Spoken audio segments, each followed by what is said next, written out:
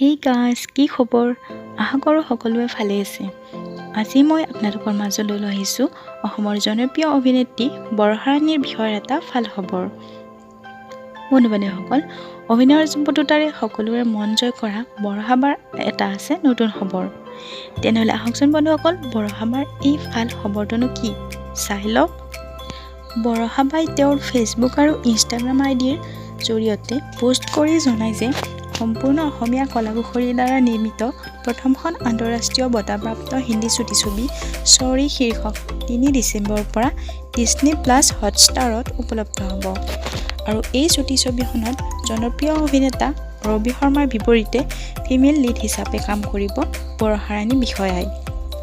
বন্ধু-বান্ধৱীসকল, এইটো এটা অসমবাসীৰ বাবে খুবেই গৌৰৱৰ খবৰ।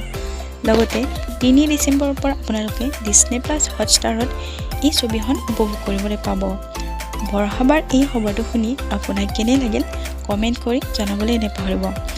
আৰু আপুনি যদি মোৰ চেনেলত নতুনকৈ আহিছে, চেনেলটো ছাবস্ক্ৰাইব কৰি কাষত থকা বেল আইকনটো প্ৰেছ কৰি দিব।